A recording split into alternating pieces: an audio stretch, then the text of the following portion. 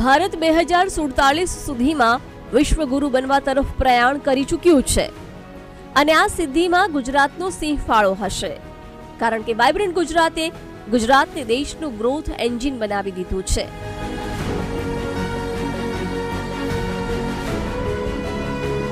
અને ત્યારે જ ગુજરાત અત્યારથી જ વધતી વસ્તીના પ્રમાણમાં ભવિષ્યના પડકારોનો સામનો કરવા તૈયાર છે.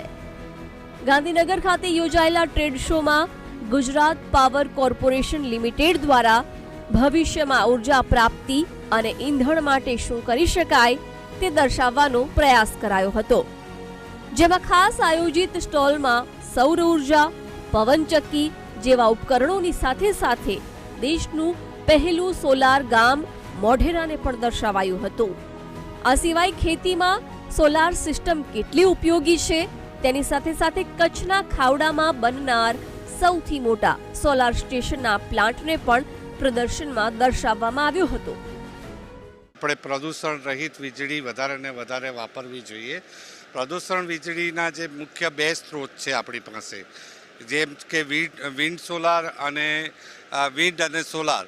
સૂર્યમાંથી વીજળી જે ફક્ત દિવસે જ મળે છે અને પવનમાંથી જે વીજળી મળે છે એ પણ જ્યારે પવન હોય ત્યારે આપણે લઈએ છીએ, પવન ન હોય તો નથી. એટલે કે અનિશ્ચિતતા ભરેલી છે.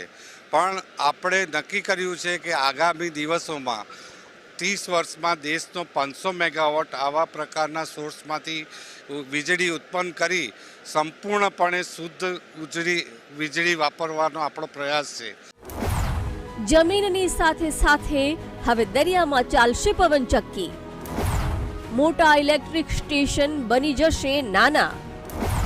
હાઇડ્રોજન પર દોડશે વાહનો. ટ્રેડ શોમાં જે સ્ટોલ લાગ્યા છે તેમાં 3 પ્રોજેક્ટ ખાસ આકર્ષણનું કેન્દ્ર બન્યા છે, જેમાંનો એક છે નાના ઇલેક્ટ્રિક પાવર સ્ટેશન, જે ગેસ ઇન્સ્યુલેટેડ પર ચાલશે અને આ સ્ટેશન એટલા નાના હશે કે હાલના સ્ટેશન કરતા 10મા ભાગની જમીન પર તેને સ્થાપિત કરી શકાશે અને વધુ વીજળીનું પણ ઉત્પાદન થઈ શકશે. ખાસ કરીને શહેરી વિસ્તારોને ધ્યાને રાખી આ પ્રોજેક્ટ તૈયાર કરાયો છે. તો બીજો પ્રોજેક્ટ છે ઓફશોર વિન્ડ. આ પ્રોજેક્ટ પવનચક્કીની જેમ જ કામ કરશે, પરંતુ આ પવનચક્કી જમીન પર નહીં, દરિયામાં જોવા મળશે અને તે પણ જમીનથી 100 કિલોમીટર દૂર દરિયામાં. તમને થોડું અજીબ લાગશે, પરંતુ આ પ્રોજેક્ટને ભવિષ્યમાં તમે નરી આંખે નિહાળી શકશો. જ્યારે ત્રીજો પ્રોજેક્ટ છે હાઇડ્રોજન ફ્યુઅલ.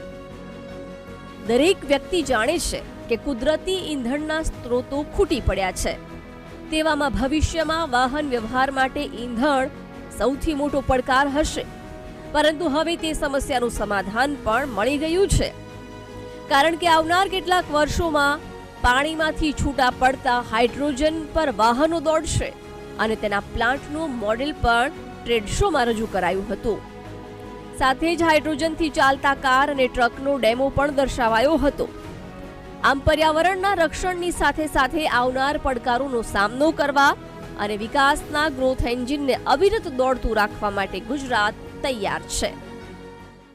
ભારત સરકારનો એક એવો લક્ષ્યાંક છે કે આપણે 5 મિલિયન ટન ગ્રીન હાઇડ્રોજનનું ઉત્પાદન કરીશું. એની સામે રાજ્ય સરકારે નિર્ધારિત કર્યું છે કે અમે પણ 1 મિલિયન ટન આપી અને દેશમાં અગ્ર રહીશું. થાય છે આનો? હા, હવે ચાલુ થઈ ગયું છે. આખા વિશ્વ ગ્રીન હાઇડ્રોજન તરફ વળી જવાનું છે, જેથી કરીને પેટ્રોલ જેવા જે આપણને પ્રદૂષિત છે ઈંધણો, એનાથી આપણે બચી શકીએ અને હાઇડ્રોજન જેવા શુદ્ધ ઉર્જાના સ્ત્રોતોથી આપણે એને ચલાવી શકીએ. જીપીસીએલ દ્વારા ટ્રેડ શોમાં ફ્લોટી સોલાર પ્રોજેક્ટનો ડેમો પણ દર્શાવ્યો છે.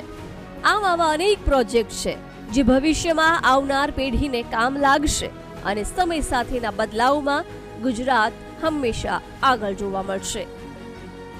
દર્શન રાવલ, વીટીવી ન્યૂઝ, અમદાવાદ.